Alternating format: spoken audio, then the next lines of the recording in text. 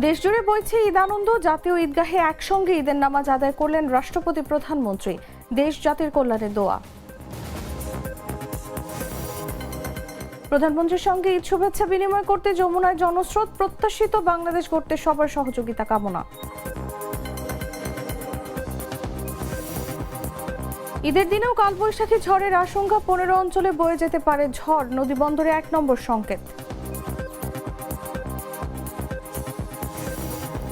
ঈদের দিনেও ইরানে হামলা, সামরিক লক্ষ্য পূরণের কাছাকাছি যুক্তরাষ্ট্র। যুদ্ধ শেষ করে আনার বিবেচনা করছেন ট্রাম্প। এবং শিকড়ের টানে বগুড়ায় মুশফিক, রিকশায় চড়ে ছেলে ও বাবার সঙ্গে ঈদগাহে। মুসল্লিদের সঙ্গে ঈদের শুভেচ্ছা বিনিময়।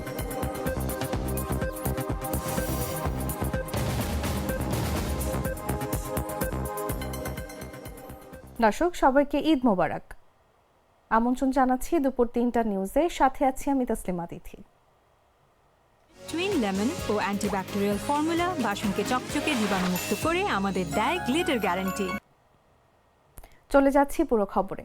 পবিত্র রমজান মাসে 1 মাসের সিয়াম সাধনা ও ইবাদত বন্দেগীর পর আজ দেশ জুড়ে উদযাপিত হচ্ছে মুসলিম সম্প্রদায়ের অন্যতম বড় ধর্মীয় উৎসব পবিত্র ঈদ উল ফিতর। এই উৎসব ঘিরে শহর ও গ্রামে উৎসবের আমেজ বিরাজ করছে। নতুন পোশাক পরে সবাই আজ আনন্দে মেতে উঠবে। পরিবার পরিজনদের সঙ্গে চলবে ঈদের আনন্দ ভাগাভাগি। পাশাপাশি যথাযথ ধর্মীয় ভাবগাম্ভীর্য, আনন্দ ও উদ্দীপনার মধ্য দিয়ে ঈদের নামাজ আদায় করবেন দেশের লাখ লাখ মুসল্লি। এদিন জাতীয় ঈদগাহ ময়দানে পবিত্র ঈদ উল ফিতরের নামাজ আদায় করেন রাষ্ট্রপতি মোহাম্মদ শাহাবুদ্দিন ও প্রধানমন্ত্রী তারেক রহমান। সকাল 8:30টায় পবিত্র ঈদ উল ফিতরের প্রধান জামাত অনুষ্ঠিত হয়। এই জামাতে অংশ নেন তারা। এছাড়াও জাতীয় মসজিদ বায়তুল মোকাররমের জামাতে হাজার হাজার ধর্মপ্রাণ মুসল্লি অংশ নেন এবং নামাজ শেষে দেশ ও জাতির কল্যাণ কামনায় বিশেষ মোনাজাত করা হয়। এখন আমরা এর মধ্যে বর্ণিত এই হাদিস, আনাস রাদিয়াল্লাহু তাআলা আনহু, রাসূলুল্লাহ সাল্লাল্লাহু আলাইহি ওয়াসাল্লামের সাহাবী হযরত আনাস রাদিয়াল্লাহু তাআলা হাদিসটি এই দুটো দিন উৎসব। প্রধানমন্ত্রী তারেক রহমান আজ ঈদের দিন কূটনীতিক ও শিক্ষাবিদ সহ দেশের সর্বস্তরের মানুষের সঙ্গে ঈদ শুভেচ্ছা বিনিময় করেন। রাষ্ট্রীয় অতিথি ভবন যমুনায় শনিবার সকাল 10টায় এই শুভেচ্ছা বিনিময় অনুষ্ঠিত হয়। এ সময় প্রত্যাশিত বাংলাদেশ গড়তে সবার সহযোগিতা চান প্রধানমন্ত্রী তারেক রহমান। তিনি বলেন, জনগণ যে দেশ দেখতে চায় সেইভাবে দেশ চালাতে কাজ করবে সরকার। তারেক রহমান 71 এবং 24-এর শহীদদের শ্রদ্ধার সঙ্গে স্মরণ করেন। এ সময় তার সহধর্মিণী ডক্টর জুবাইদা রহমান ও কন্যা জাইমা রহমান সহ পরিবারের সদস্য, মন্ত্রিসভার সদস্য সহ শীর্ষ নেতারা উপস্থিত ছিলেন। এর আগে সকাল 8:30টায় জাতীয় ঈদগাহে নামাজ আদায় করেন প্রধানমন্ত্রী।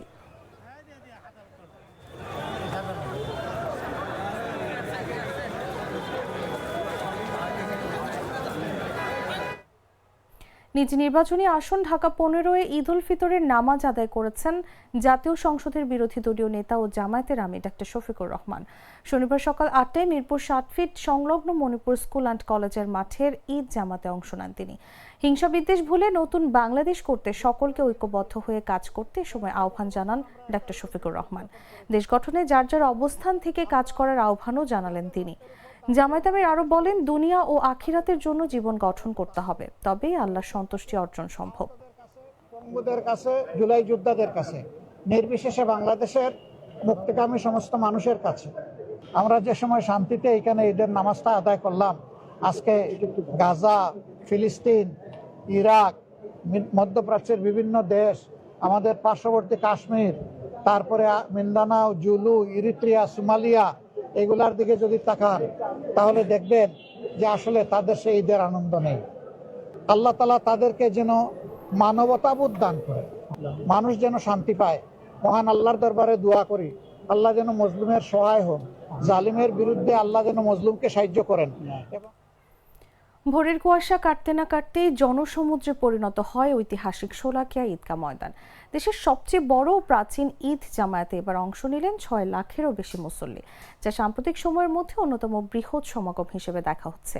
শনিবার সকাল 10টায় অনুষ্ঠিত 199তম ঈদ উল ফিতরের এই জামায়াতে ইমামতি করেন শহরের বড় বাজার জামে মসজিদের খতিব মুফতি আবুল খায়ের মোহাম্মদ সাইফুল্লাহ।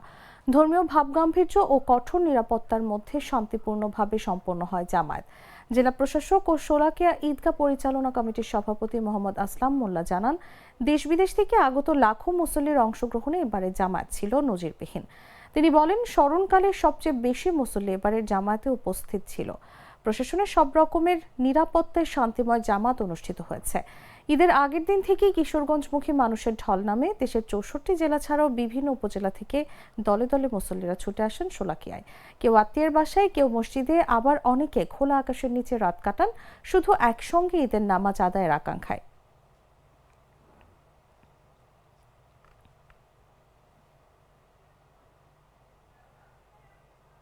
নাটা জেলি আর পানীয়র এক অসম কম্বিনেশন, ড্রিঙ্কো চাবান পানীয়।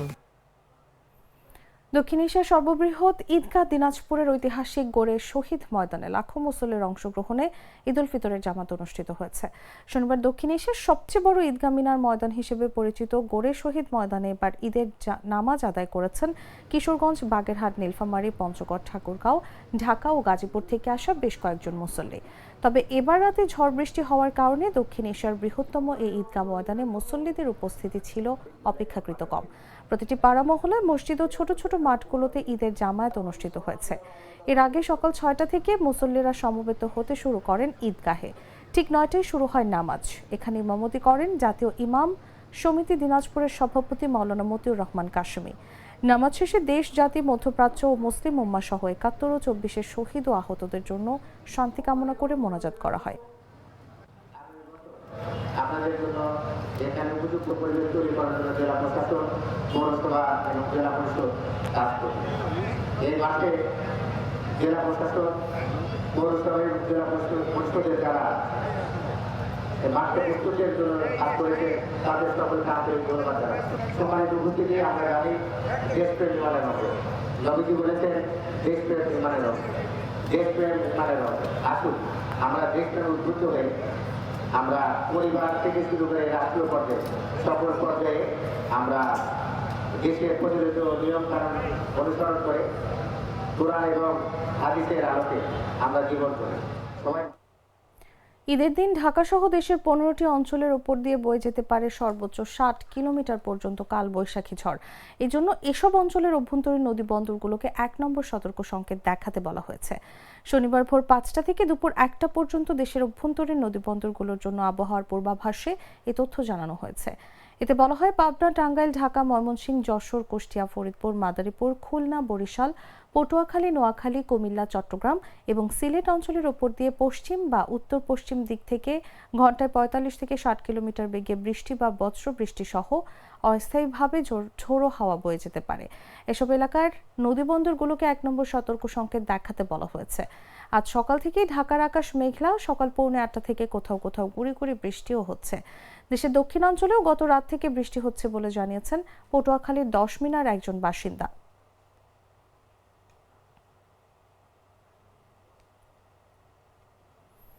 ফরিদপুরের ভাঙ্গা উপজেলার হামিরদি ইউনিয়নের গোপীনাথপুর গ্রামে আধিপত্য বিস্তার নিয়ে দুই দল গ্রামবাসী সংঘর্ষের ঘটনা ঘটেছে।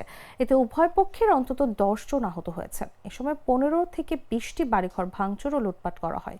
শনিবার সকাল 9টা থেকে বেলা 11টা পর্যন্ত 2 ঘণ্টাব্যাপী দফায় দফায় ধাওয়া পাল্টা ধাওয়ার মধ্যে চলে এই সংঘর্ষ। দুই পক্ষ ঢাল, সরকি, রামদা সহ দেশীয় অস্ত্র নিয়ে সংঘর্ষে জড়ায়। এই সময় এলাকা রণক্ষেত্রে পরিণত হয়। পরে পুলিশ গিয়ে পরিস্থিতি নিয়ন্ত্রণে আনে।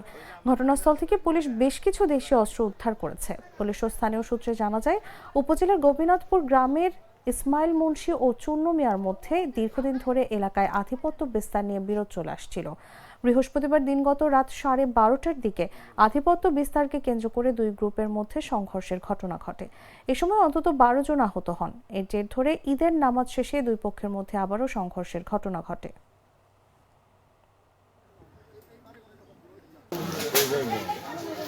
ঘটনা হলো কাইজা সকালবেলা নামাজের পরে সবাই ঘর সবাই কোবাইছে, এ দলেও কোবাইছে, ও দলেও কোবাইছে।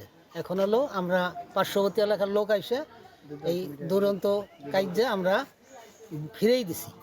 এই যে লিটন ও ওর সাঙ্গপাঙ্গ যারা এই এলাকায় বিভিন্ন মাদক সেবন এবং মাদক বিক্রির সাথে জড়িত, এবং এইখানে যারা এই যে বাড়িগুলো দেখলেন যারা একেবারে আদি চোর, এদের বাপদাদা থেকে চোরের গোষ্ঠী, তাদেরকে নিয়ে পুরো এলাকাটাকে তছনছ করছে। এটা পঞ্চমবার এটা ঘটনা ঘটলো। পঞ্চমবার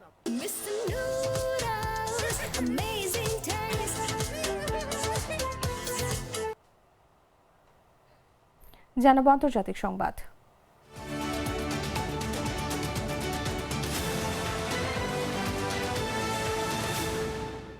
ঈদের দিন ভোরেও ইরানে হামলা চালিয়েছে ইসরায়েল। রাজধানী তেহরানে শোনা গেছে বেশ কয়েকটি বিস্ফোরণের শব্দ। শাহরির রায় ও কারাজ শহরে হয়েছে হামলা। ইস্পাহানেও মিসাইল ছুড়েছে ইসরায়েল। এর আগে হামলা হয়েছে বন্দর আব্বাস বিমান ঘাঁটিতেও। ইরানের হাজি আবাদে হামলার ভিডিও প্রকাশ করেছে যুক্তরাষ্ট্র। আমেরিকার সেন্ট্রাল কমান্ডের দাবি শহরটির সামরিক স্থাপনা ছিল লক্ষ্য। এদিকে ইরানও অব্যাহত রেখেছে পাল্টা জবাব। ইসরায়েলের তেল আবিব দখলকৃত পশ্চিম তীর ও জেরুজালেমে দূরপাল্লার মিসাইল দিয়ে হামলা চালিয়েছে দেশটি। পাওয়া গেছে ক্ষয়ক্ষতির খবর। উপসাগরীয় দেশগুলোতেও হামলার খবর পাওয়া গেছে। দিয়াগো গার্সিয়ার যুক্তরাষ্ট্র ব্রিটেনের যৌথ ঘাঁটি লক্ষ্য করেও মিসাইল ছুড়েছে তেহরান।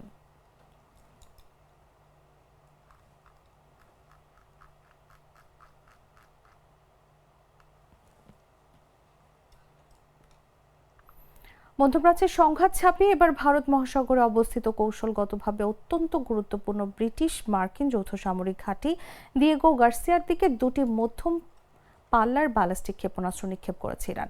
শুক্রবার এমন তথ্য জানায় মার্কিন সংবাদ মাধ্যম ওয়াল স্ট্রিট জার্নাল।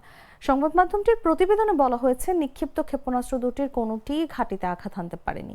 এর মধ্যে একটি মাঝপথেই বিকল হয়ে পড়ে, আর অন্যটি প্রতিহত করতে একটি মার্কিন যুদ্ধ জাহাজ থেকে SM-3 ক্ষেপণাস্ত্র ছোড়া হয়। তবে সেটি সফলভাবে প্রতিহত করা গেছে কিনা তা এখনো স্পষ্ট নয় বলে জানিয়েছে পত্রিকাটি। যুক্তরাষ্ট্রের কর্মকর্তাদের বরাত দিয়ে এই হামলার বিষয়ে ইরান বা যুক্তরাষ্ট্র কোনো পক্ষই আনুষ্ঠানিকভাবে কোনো বক্তব্য দেয়নি। তবে এই হামলার চেষ্টা ইরানের সামরিক সক্ষমতা সম্পর্কে গুরুত্বপূর্ণ ইঙ্গিত দেয়।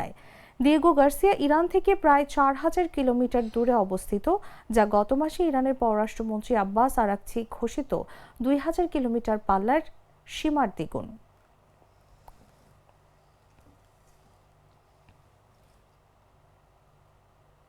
সংবাদ শেষ করব খেলার খবর জানিয়ে।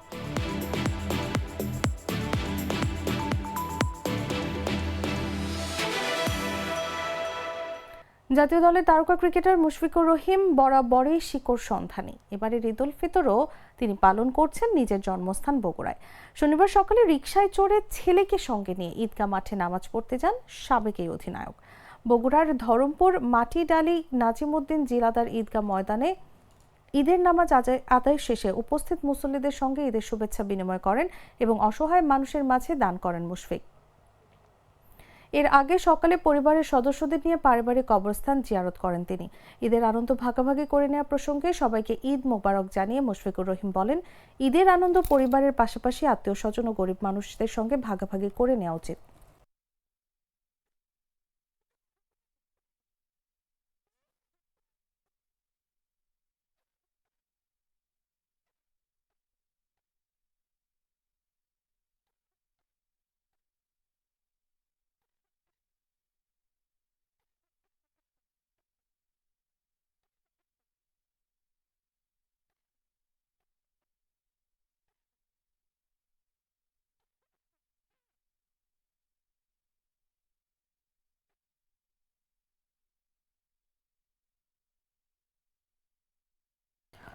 দর্শক, সংবাদ শেষ করার আগে শিরোনামগুলো জানিয়ে দিচ্ছি আরো একবার।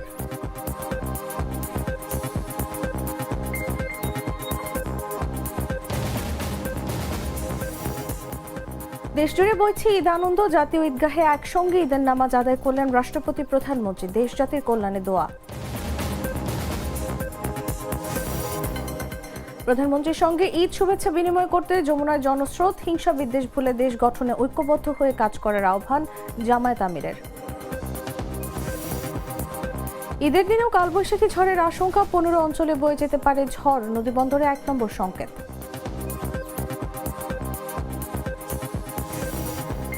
ঈদের দিনেও ইরানে হামলা, সামরিক লক্ষ্য পূরণের কাছাকাছি যুক্তরাষ্ট্র। যুদ্ধ শেষ করে আনার কথা বিবেচনা করছেন ট্রাম্প। এবং শিকড়ের টানে বগুড়ায় মুশফিক, রিকশায় চড়ে ছেলে ও বাবার সঙ্গে ঈদগাহে মুসল্লিদের সঙ্গে ঈদের শুভেচ্ছা বিনিময়।